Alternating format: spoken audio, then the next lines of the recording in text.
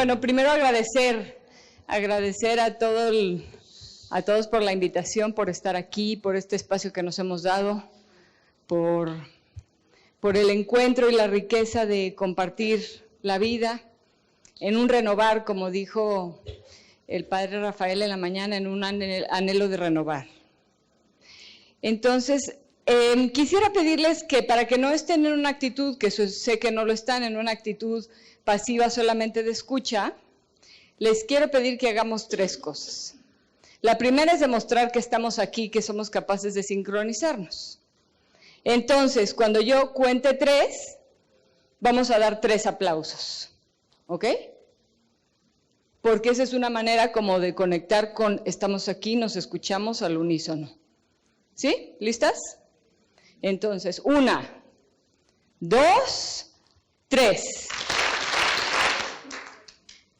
Casi lo logramos, ¿no? Casi logramos sincronizar. Vamos a volverlo a intentar, es muy difícil, es complicado dar 3 aplausos parejos, pero vamos a ver si podemos. ¿Están listas todas concentradas? 1, 2, 3. Muy bien, superamos la prueba. Este ejercicio sirve para activar una parte de nuestro cerebro, que es la que queremos que hoy funcione, que es la que nos permite estar concentrados en lo que estamos haciendo. Así que lo vamos a hacer por última vez, a ver si nadie se nos desfasa, ¿ok? Y cuando yo vea que se están durmiendo, voy a contar 1, 2, 3 y a ver si siempre podemos estar sincronizados. Son 3 aplausos, tampoco es tan grave, ¿no? A ver, ánimo. 1, 2, 3. Muy bien, ahora sí estamos todas aquí. ¿Ya ven qué diferencia con el primer intento? Bueno, esa es la primera cosa, que nos ayuda a estar concentradas, despiertas aquí. Porque estamos abiertas de espíritu, pero a veces hay que pedirle al cuerpo un esfuerzo, ¿no?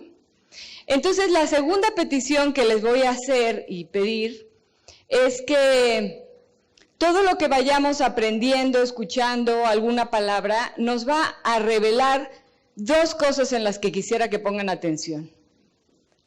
La primera son algunos descubrimientos que nos van a servir para hacer luz del mundo. Entonces, he traído una buena cantidad de post-its que les pido que pasen hacia atrás para que todo el mundo tenga un bonchecito de post-its. No un bonchezote, pero si necesitan más, mandamos traer Antigua y pueden traer todos los necesarios. Cuando encuentren una palabra, un concepto que les parezca un descubrimiento que merece la pena, escríbanlo.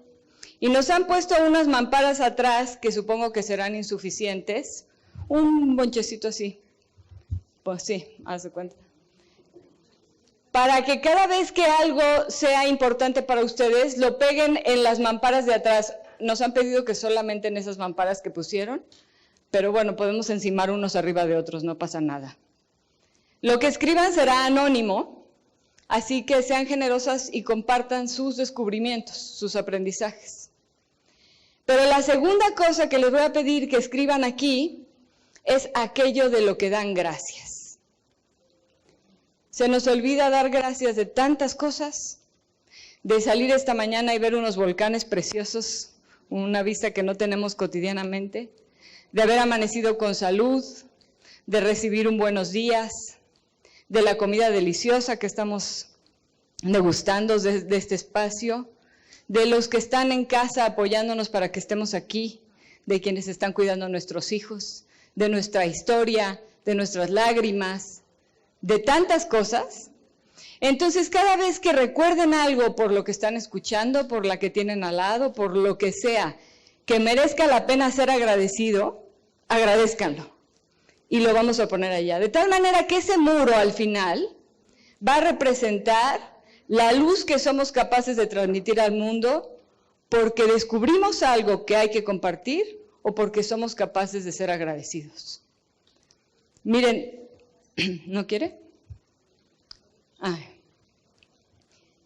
La gratitud es la virtud de los humildes, o sea, nuestra, ¿no? o una que anhelamos muchísimo. El que no agradece, el que no tiene un corazón agradecido, no está en una posición humilde y entonces las mejores cosas de la vida se le pasan por alto. En cambio, el humilde puede todo el tiempo visualizar aquello que recibe y entonces vive en permanente abundancia. Pero se nos olvida porque damos por hecho muchas cosas. Somos como, siempre les platico esta anécdota, pero lo logramos. Bueno, ahí está la dinámica de los post-its para que vean que estos ya me los robé, pero se pueden repartir también. Somos como ese mendigo que está fuera de la casa del hombre rico y está sentado afuera de la casa del hombre rico y cuando lo ve entrar tiene hambre y dice, ni me nota cuando entra. Y entonces está sentado afuera y ni me nota. Hasta que en algún momento le dice, ¿me puede dar un trozo de pan? Y el hombre rico voltea y lo nota y dice, claro, denle un poco del pan. Salen, le dan pan y él sigue sentado afuera. Y pasan varios días y él empieza a recibir los trozos de pan que le hacen llegar, pero como al quinto día dice, ya le podrían poner jamón, ¿no? Ya de pan, ¿no? Ya se le podría ocurrir ponerle jamón. Entonces se arma de valor y le dice, no le pueden poner un trozo de carne, jamón, lo que sea. Y entonces, sí, es cierto, necesita un poco de jamón. Entonces empieza a darle ahora pan con jamón, pero después de 5 días, dice, bueno, ya me podría pasar a comerlo al jardín, ¿no? Que estoy aquí en la banqueta. Y entonces entra al jardín y después de varios días de comer pan con jamón en el jardín, dice, bueno, ya me podría hacer sentar en la mesa, ¿no? Aunque sea en la mesa de la cocina.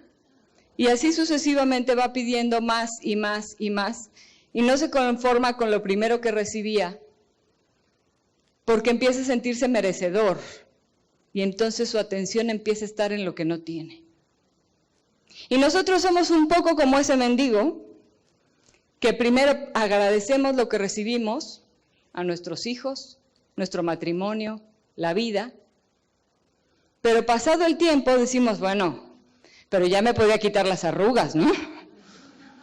Ya me podía quitar las molestias, y empezamos a pedir lo que nos falta. Y entonces nos convertimos en personas tristes, amargadas, con un corazón que se va resecando, porque siempre nos falta el 20 para el peso mexicano, digo yo. Siempre nos faltan los 20, el penny para el dólar, ¿no? Y en vez de ver los 90 centavos, veo lo que me falta, lo que no tengo. Entonces dices, qué maravilla que ya se acerca Navidad porque van a venir todos, aunque también mi suegra, ¿no? Y entonces notas lo que tienes, pero empiezas a poner un acento en lo que te falta. Y si estamos situados en lo que nos falta, vivimos en permanente amargura. Por eso vamos a hacer el ejercicio de los post-its, para ver el 80% o el 90% que sí tenemos, para ser agradecidos, porque en un corazón agradecido, todo lo que cae germina, pero en un corazón reseco, todo lo que cae se seca. Entonces, no escatimen, les digo, por post-its no paramos, podemos traer todos los que hagan falta, pero la idea sería que se pueden parar en cualquier momento. Si algo tienen que agradecer, pónganlo ahí atrás.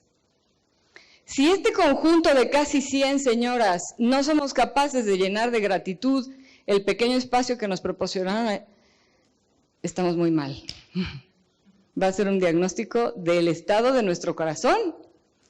Por eso, anímense a buscar en su interior, agradecer y expresarlo. Y en conjunto, lo que va a estar ahí atrás, las gratitudes y los descubrimientos. Entonces, les quiero explicar un poquito cómo vamos a trabajar, porque a mí me han encargado la parte de formación y cómo está compuesta para ver si esto les da un mapa. No. Entonces, tenemos 3 bloques de reflexiones esta mañana, hoy, en la que vamos a evaluar el signo de los tiempos. El nombre que le han puesto es cómo ser una mujer en tiempos de confusión. Entonces vamos a ver cuáles son los tiempos de confusión, cuáles son sus características, cuál es el tiempo en el que nos tocó vivir, a qué confusión nos referimos, qué es lo que está confuso en nuestro tiempo. Porque si no diagnosticamos bien esto, entonces no vamos a tener un plan de acción, ¿no? Entonces, esta mañana vamos a ver los signos de los tiempos. Y los signos de los tiempos son también circunstancias que Dios permite en las que estemos particularmente para trabajar con esas que hay. No sé si han visto esta película de el que viven en París pero se empiezan a ir a épocas anteriores. ¿Cómo se llama? Bueno, no, pero se parece a ese concepto. Perdido en París, algo así, ¿no? Ahora nos acordamos. El Alzheimer son de los 10 centavos que le faltan al peso, ¿verdad? Pero bueno, en esta película el chiste es que una persona de un tiempo contemporáneo puede viajar e irse a otras épocas. Y la paradoja del tiempo es que cuando llega a otra época dice, wow, esta es la época de los literatos, de los grandes pensadores, esta es una época de oro, es que aquí están los Picassos y los artistas y tal. Y cuando está en esa época, viaja a una época más atrás y dice, no, esta es la época de oro, esta es la época del esplendor, de las artes, del pensamiento especulativo. Y cuando está en esa época, se va más para atrás y, no, esta es la época, y así se va, ¿no? Siempre buscando una época donde nos hubiera gustado nacer, donde nos hubiera gustado vivir, porque creemos que era esplendorosa. Y nuestra época esplendorosa es esta, en la que estamos. En la que Dios, que es el Señor del tiempo, de la historia, nos ha permitido nacer en una circunstancia específica para tener una acción específica. Esta es la época esplendorosa, porque si estamos añorando el pasado o añorando el futuro, entonces no aprovechamos las circunstancias que Dios permite que se encuentran alrededor de nosotros. Por eso vamos a evaluar cuáles son esos tiempos. Y hay quien dice, no, es que otra época fue mejor. Nuestras abuelas lo tenían mucho más fácil o nuestras abuelas lo tenían mucho más difícil. Pero lo importante es que nosotros tenemos una circunstancia específica y hay que verla. Yo les sugiero hacer este cuadro, si les sirve, háganlo, si no, no me hagan caso. Es como un juego de gato. En el primer recuadro de arriba, la intención es que al final tengan un mapa. En el primer recuadro de arriba, aquí, pueden anotar ideas, pequeñas luces que les vengan, que digan, esto me resuena. Porque eso que te resuena va a ser una inspiración del Espíritu Santo sobre el tiempo para ti. En el primer recuadro, en esta mañana, este va a ser, digamos, el día de hoy. Mañana tenemos un tramo de reflexión y después otro. Hoy vamos a hablar cuáles son los tiempos que vivimos, cuáles son los tiempos de confusión. Y yo dejaría el espacio de abajo libre para que luego ustedes puedan hacer un discernimiento de qué les dice las palabras que anotaron. Al principio solo digan palabras, ¿no? Es como esos juegos de psicología que te viene a la mente cuando digo sol. Y eso que te viene a la mente tiene que ver con tu experiencia, con tu historia, con lo que resuena en ti con esa palabra. Entonces, hoy vamos a hablar de varias cosas. Anoten aquellas palabras que les resuenan, ¿sí? En la palabra de arriba. El día de mañana vamos a hablar no del tiempo actual, sino del plan de Dios, para juntar como una pinza la realidad que estamos viviendo, que es también obra de la voluntad de Dios, no las cosas que están pasando, pero que nosotros estemos aquí en este tiempo sí, es obra de Dios, y el plan que Él tenía para el hombre, o tiene, pero no se está realizando del todo. Entonces, ¿sí me van siguiendo? ¿O tenemos que hacer 3 aplausos? ¿Todo bien? Aquí van a notar esta mañana. las palabras que le resuenan. No es para hacer apuntes, es para poner, esta palabra me dijo algo, o me sonó desconocida, o me atrae, o me preocupa, o me hace resonar, porque todo eso son inspiraciones, ¿no? Insights. Mañana vamos a hablar del plan de Dios, como Dios quisiera que estuviéramos viviendo. Y al final vamos a hablar de cuáles son los signos para mí en donde debo decir sí. Porque este cursillo se trata de identificar tu sí o tus sís, que son muchos. Pero esos sís se dan en un tiempo, en un espacio determinado, en unas circunstancias determinadas y también según un designio de Dios. ¿Ok?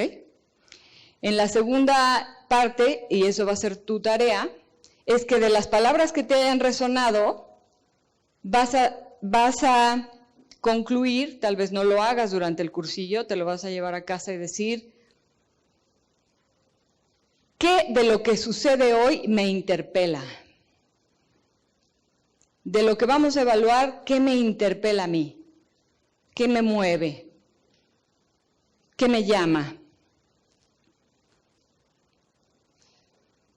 Del segundo fragmento van a discernir en qué descubro la presencia de Dios hoy. O sea, lo que me ofrece la realidad y lo que Dios me pide. Y finalmente, ¿a qué preguntas concretas les puedo contestar sí? ¿Cuáles son tus preguntas? Porque miren, a veces nos ocupamos mucho de trazar nuestro plan de salvación, nuestro plan de santidad. Yo les quiero contar, y todas estas cosas que les comparto, y perdónenme que hable en primera persona, pero solo puedo hablar mal de mí, entonces eso lo hago con toda libertad, así no traigo ejemplos de nadie. Pero en alguna etapa de la vida pudimos visitar Roma y me habían platicado que ahí está lo que ustedes seguramente conocen, que se llama la Escala Santa, ¿no? La famosa Escala Santa, que es, supuestamente, la escalera que subió nuestro Señor cuando iba al juicio ante Poncio Pilato. Y está ahí, es de mármol, se la llevaron ahí, y tiene unos fragmentos de cristal donde se puede ver la sangre que caía de nuestro Señor mientras subía.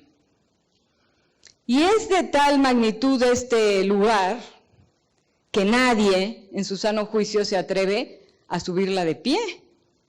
¿Quién es tan digno como para caminarla parado como nuestro Señor caminó a su juicio? ¿No? Entonces la tradición y la reverencia es subir esta escalera de rodillas. Y entonces me contaron eso y yo dije, ¡guau!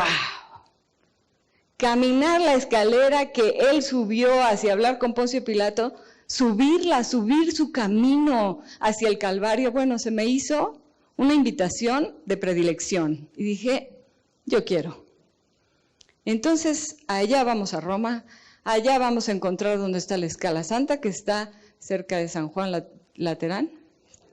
De San Juan Laterano iba a decir, San Giovanni del Laterano, bueno, como se diga. Y las personas subiendo con toda reverencia, obviamente me hinco, traía una maleta como acostumbro, como la que traigo aquí a Guatemala, que pesa no sé de qué, también pesa la de la computadora y también la bolsa de mano. Siempre que veo que dicen 10 kilos su bolsa de mano, digo, qué bueno que esa no me la pesan, esa debe pesar como 25, ¿no? No soy ligera de equipaje. Entonces la maleta que llevaba de turismo pues pesaba un montón, ¿no? Era una backpack. Y ahí va la primera rodilla, y la segunda, y la tercera, y yo con semejante maleta atrás, con tan poca condición física y tanto anhelo en el corazón, pero tan incapaz. Y al tercer escalón se me enterraba literalmente la escalera en la rodilla, el romanticismo de subirla empezó a desvanecerse, se empezó a hacer larga, infinita, ¿no? Y dije, no, es que yo quiero subirla así, es una invitación como nuestro Señor. Un esfuerzo más y bueno, se me desfiguraba la cara, vamos. Total, para no hacerles el cuento largo, tuve que pasar la vergüenza de ponerme de pie y subirla caminando en una orilla con una pena, porque gente mayor y todo mundo sí pudo, y yo no pude.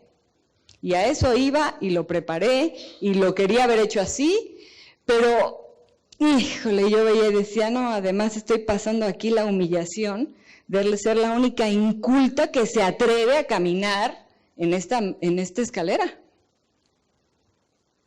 Y cuando llegué hasta arriba y volteé hacia abajo, dije, qué lista fui. Quería yo elegir mi propio camino de santificación. Como si fuera mi idea santificarme, ¿no?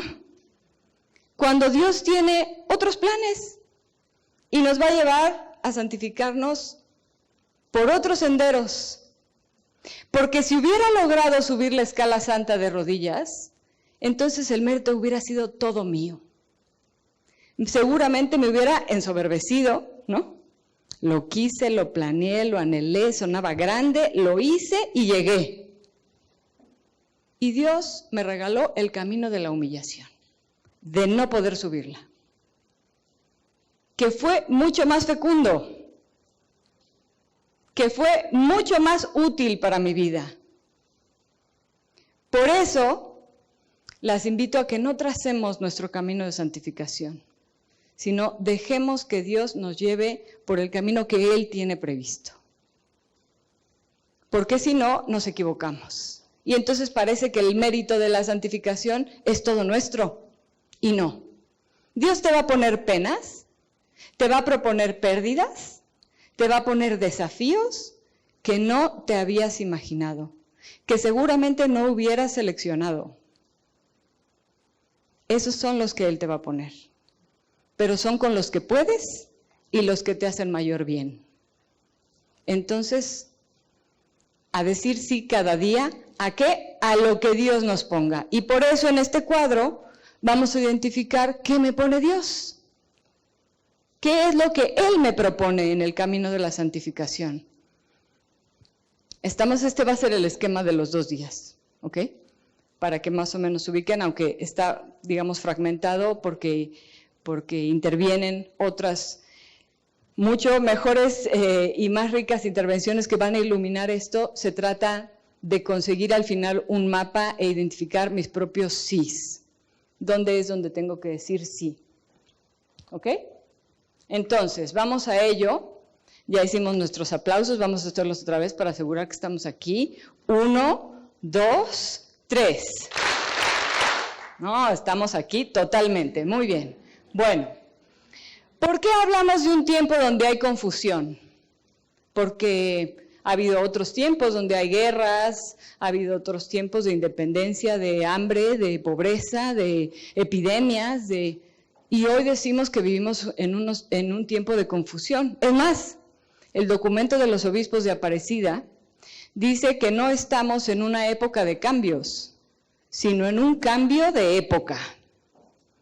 O sea que llama a este tiempo no una época de cambio, sino un cambio de época. Que no es lo mismo porque quiere decir que hay desafíos de gran envergadura, que está cambiando todo al grado de que estamos iniciando una época nueva y distinta. No necesariamente mejor, vamos a ver qué características tiene, pero desde luego que estos cambios, y si es un cambio de época, imagínense del Renacimiento, ¿no? De la Ilustración al Renacimiento, ahí se mueve todo y se convulsiona y a ver cómo queda, ¿no? Pues el documento de Aparecida dice, profetiza o diagnostica que hoy no estamos en una época de cambios, estamos en un cambio de época. Y de nosotros depende la época que se va a construir, la época que siga. Entonces, Hablamos de tiempos de confusión, pues porque estamos cambiando de época. Y algunas cosas están de cabeza. Por ejemplo, las características del hombre de este siglo la definen muchos autores como un hombre desilusionado.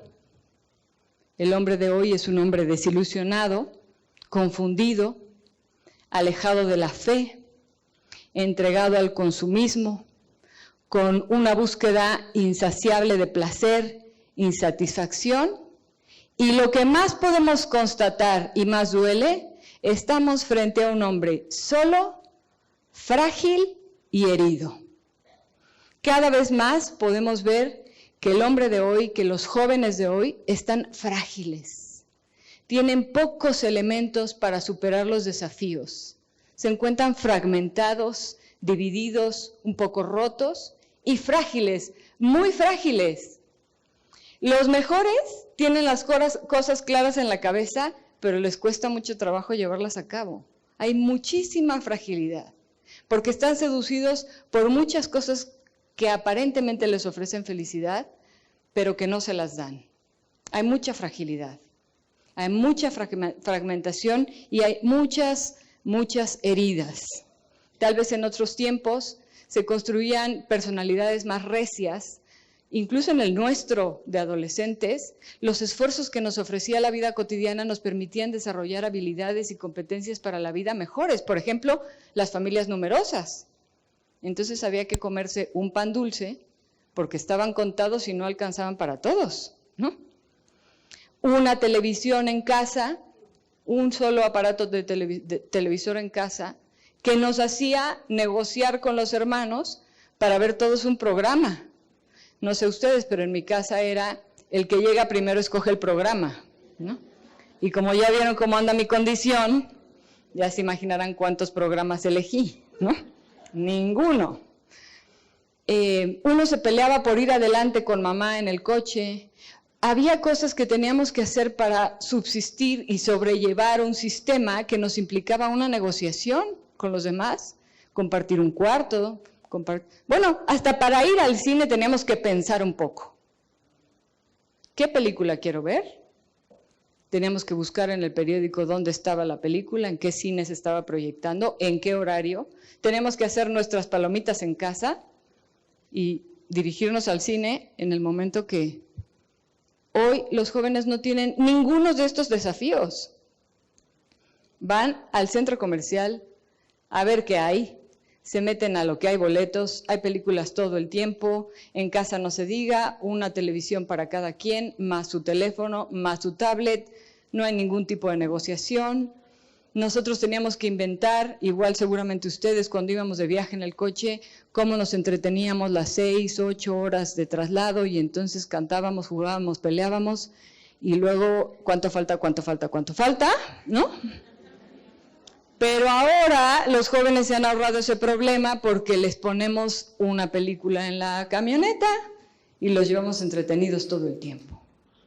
Pues aunque les parezca increíble, todo este tipo de vida que facilita las cosas, que acomoda todo, que nos pone al alcance de la mano la comunicación al grado que si yo mando un mensaje, empiezo, ¿me dejó en visto?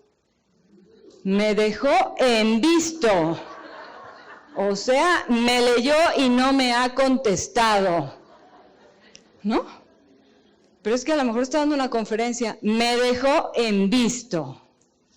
Nuestra capacidad de tolerar la frustración es bajísima.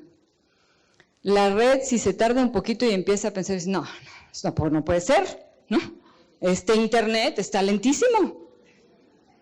Cuando la información tiene una inmediatez de segundos, cuando podemos ver las cosas en tiempo real. Y parece simpático, pero lo cierto es que eso ha hecho personalidades muy anémicas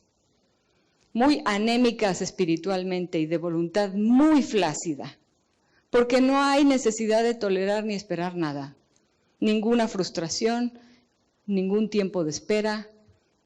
Bueno, cuando los chicos nos conquistaron, nuestros chicos galanes, después de 30 años de casados, pero cuando lo hicieron, Tuvieron que armarse de valor para sacarnos a bailar en una fiesta. Tuvieron que hacer un segundo gesto de valor que era titánico, que era pedirnos el teléfono, ¿no? Pero el más grande de todos, tenían que llamar a la casa y pasar por la posibilidad de que fuera tu papá o tu mamá, no sé qué era peor en cada caso, le contestara, ¿no? ¿Cuántos colgaron y hacían otro intento, no?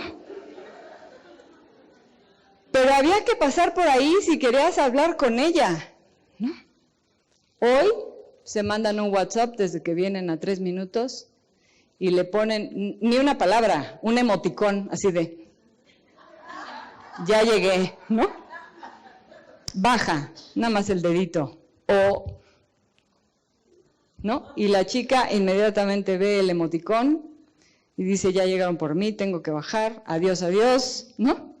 Fíjese cuántas cosas que se hacían antes y que nos hacían un poco más recios de carácter, hoy la vida no nos los ofrece. ¿Y cuál es el resultado de eso? Personalidades frágiles, muy frágiles, que cuando llegan las pruebas, cuando llegan las dificultades, no tienen recursos interiores para lidiar con ellas. No tienen.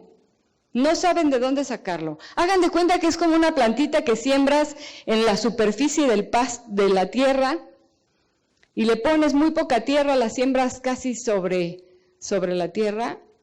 Y ya no digo el primer aguacero.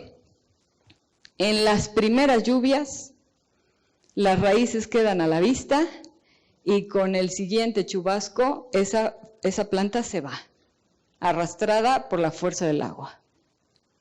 Los jóvenes hoy son plantas con raíces poco profundas, porque les hemos permitido crecer en un ambiente donde sus raíces son delgadas y están puestas sobre la superficie. Y los vemos y pensamos que hemos hecho todo lo correcto y todo lo posible, y tal vez sea así, pero en el primer aguacero nos damos cuenta que no tienen recursos para permanecer de pie. Por eso es que hablamos de un hombre frágil, fragmentado, solo y herido. Y esa es la crisis de nuestro tiempo. Esa es la característica del hombre posmoderno. Un sujeto emotivo, con más heridas, con mayor sociedad y mucho más vulnerable a una sociedad hostil, que le muestra caminos falsos de felicidad que se cree fácilmente y que los prueba. Las drogas, el sexo fácil. Ustedes revisen por ahí a qué velocidad está bajando, por ejemplo, el inicio de la vida sexual en nuestros jóvenes. En México creo que va en 14 años el inicio de la vida sexual, pero hace 3 años eran 16, o sea, están rápidamente, y el consumo de drogas y el consumo de alcohol y probar todo tipo de adicciones, eso está siendo una puerta falsa donde estos jóvenes que tienen esa fragilidad están creyendo que van a encontrar respuestas y salidas. Esa es la característica del hombre posmoderno. Es decir, se ha generado una sociedad individualista que parece una nueva torre de Babel, donde lo que se ha globalizado es la indiferencia. Podemos ver tragedias en tiempo real, en el teléfono que traemos en la mano, y pasarlas, fíjense en este drama, pasarlas como una receta de cocina.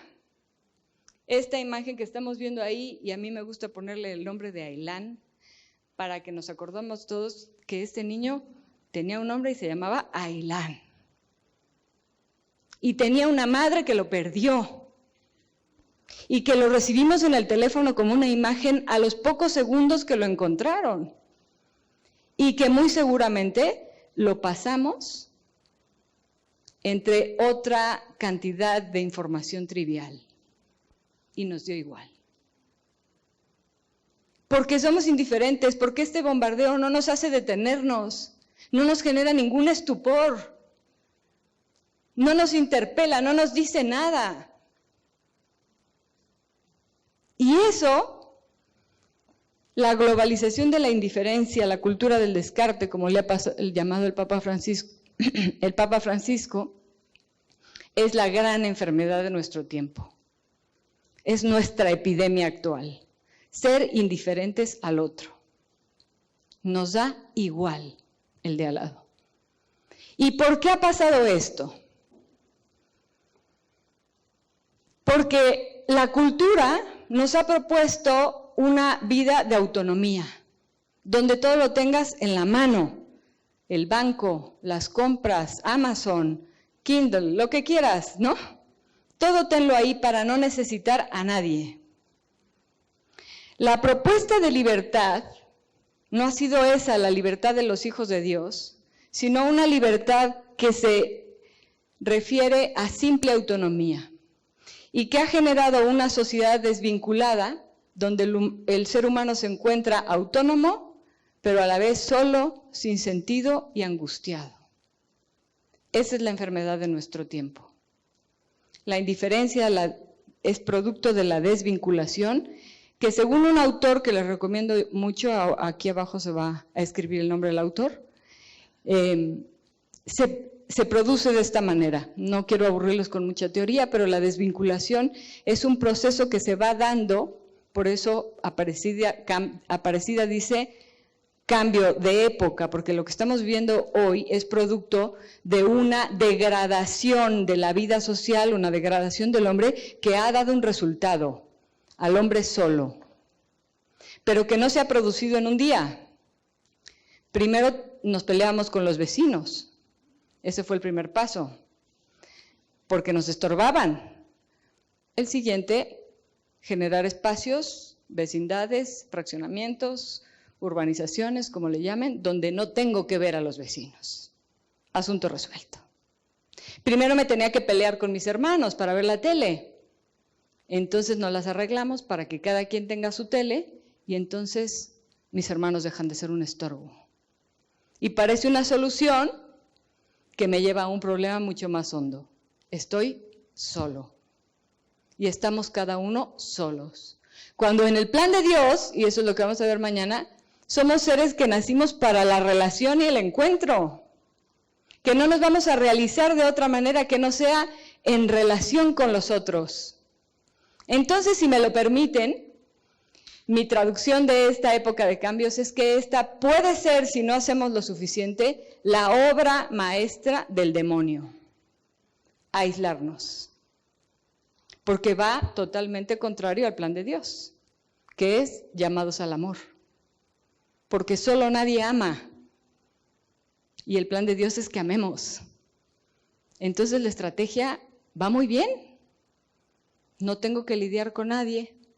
Estoy solo, no me tengo que relacionar, no me tienen que incomodar y mañana vamos a ver un ejemplo extremo de esto. Pero bueno, la desvinculación ha sucedido como una ruta. Lo primero que pasó fue que el hombre perdió sentido trascendente. Dios no existe, ¿no? ¿Se acuerdan estos autobuses que circulaban en Madrid hace unos 10, 12 años, 15 tal vez, que decían, Dios ha muerto? Lo primero que perdió el hombre fue un sentido de trascendencia y lo segundo, sus vínculos con Dios. Es decir, la religión se empezó a entender como una cosa de antes, pasado de moda, que no es necesaria ni útil para nada. Religión que viene de religare, relación. La relación con Dios se rompió. Y después de romperse el sentido de trascendencia y los vínculos con Dios, se perdió la referencia a la realidad. Porque si ya no hay un Dios que crea todas las cosas, aparece, como ayer lo mencionaron, el relativismo, en el cual tú tienes tu verdad y yo tengo mi verdad. Así que, por favor, señoras, si ustedes usan esta expresión o sus hijos la usan, no permitan que avance el proceso desvinculador. No hay tal cosa como tu verdad, mi verdad. Hay una verdad. De manera absoluta solo la tiene Dios. Y nosotros tenemos una perspectiva de esa verdad.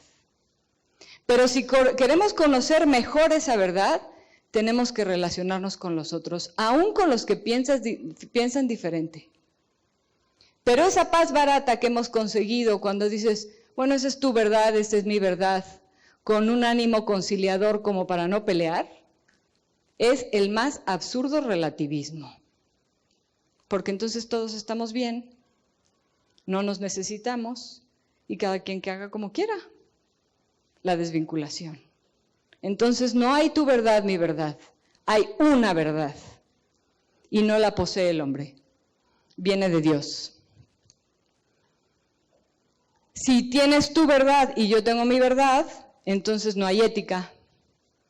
Por eso nuestros hijos en ciertos temas, la homosexualidad, por ejemplo, el aborto, los hijos nos dicen, ay mamá, eso era en tu tiempo, ya las cosas no son así. Eso ya no es así, eso era en tu tiempo, ahora es diferente. Entonces, tú no eres tolerante y simplemente tú quédate con tu idea, yo me quedo con la mía y ya, ¿no? Después de eso la cohesión social se desmorona, ¿no? Ya no hay, si no hay una ética, entonces un narcotraficante tiene su verdad, una sociedad tiene su verdad y ya no hay una ética. Por lo tanto, no hay familia, por lo tanto no hay amor, porque no hay naturaleza humana que obligue. Y si lo leyéramos al revés, este es el autor que les recomiendo, Josep Miró, un catalán que describe este proceso desvinculador, que si lo leemos al revés, dice, si no hay naturaleza humana, si no reconocemos en nosotros una naturaleza, entonces no reconocemos que nacimos para el amor, entonces no existe la familia, entonces la cohesión social se desmorona y todo lo demás. Si lo ven, es un eslabón muy bien estructurado, sociológicamente se explica. Entonces, Josep Miró, que es este personaje que tenemos aquí, dice, este proceso desvinculador lo que provoca es que se rompa el reconocimiento de la alteridad. ¿Qué es la alteridad? El otro. La alteridad quiere decir el otro. Para que este proceso funcione, se tiene que desconocer al otro, su dignidad, su valor, su existencia. Tengo que romper con el otro, si no, no se da. Y lo tengo que convertir en un objeto. Dice, la satisfacción del deseo necesita que yo transforme al otro sujeto en objeto. Si no, no hay posibilidad de ruptura. Si yo le reconozco una dignidad, entonces no rompo, me admiro. Como ayer que entramos a un mercadito de artesanías precioso y estaba una chica alimentando a su bebé, Elisa, y uno la mira a los ojos y si le preguntas por el nombre de su bebé, si te cuenta en un segundo su historia, y además fue encantadora porque cuando nos despedimos después de un ratito de estar ahí, no compramos, nada más dimos la vuelta. Cuando salimos me dijo, adiós Olivia. Yo le dije, adiós Elisa. ¿No? Y Elisa es alguien que ya no puede ser indiferente para mi vida. Tal vez nunca nos volvamos a ver. Pero ella me llamó por mi nombre y yo la llamé por su nombre y con eso nuestra vida en ese instante cambió para siempre. No nos pasó lo que nos pasó con Ailán. Nos miramos, nos aprendimos el nombre del otro, reconocimos su dignidad. Y ese instante se vuelve eterno. Esa es la infinitud, ese es el misterio del encuentro. ¿Cuántos momentos de esos podríamos tener al día y los perdemos? De poder decir, Elisa, de poder decir el nombre de alguien y que no se nos pase como si no existiera. Para conseguir esta ruptura, resulta que la mujer ha sido la punta de lanza para todas las batallas. Es decir, por una mujer se inició el proceso de salvación, por el sí de María se abrieron las posibilidades de la redención para el hombre, y el plan del demonio es que por la mujer se pierda este proceso. por eso la ha utilizado como punta de lanza para desarticular a la sociedad. A la mujer se le ha convertido el centro de todas las batallas, el centro de intereses económicos y políticos, y a la mujer se le ve solo desde una perspectiva utilitarista como una herramienta de batalla. Y ahorita vamos a ver por qué, porque esto es el inicio de la ideología de género. La teoría de género dice que eliminando la diferencia sexual se van a acabar todos nuestros problemas, se va a acabar la desigualdad, ¿no? En pocas palabras, esto es lo que va a pasar. Si borramos la diferencia, entonces todo lo que es desigual en la sociedad va a terminar. Pero esta es una falacia, ¿no? Esto lo que intenta borrar es un plan inscrito de Dios en el hombre para dejarnos completamente solos. Y se ha promovido por ello la masculinización de la mujer y la feminización del hombre, es decir, para borrar todo signo de Dios, que es la diferencia y la complementariedad, y hacernos aparentemente iguales, como una venta de libertad. Y ahorita yo las quiero interpelar para decir, ¿y tú en qué forma contribuyes a ese razonamiento? Y vamos a ver en qué formas contribuimos. El feminismo ha utilizado palabras que son talismán, que son muy atractivas, que nos gustan a todos, que nos parecen muy razonables, como la libertad, y por eso para el aborto se ha utilizado la libertad de decidir sobre mi cuerpo, ¿no? El derecho de decidir sobre mi cuerpo. Se vende así porque así suena bien, el derecho de decidir sobre mi cuerpo. Eso suena bien porque un derecho nadie lo niega, ¿no? De hecho, todo el movimiento feminista radical se llama pro-choice.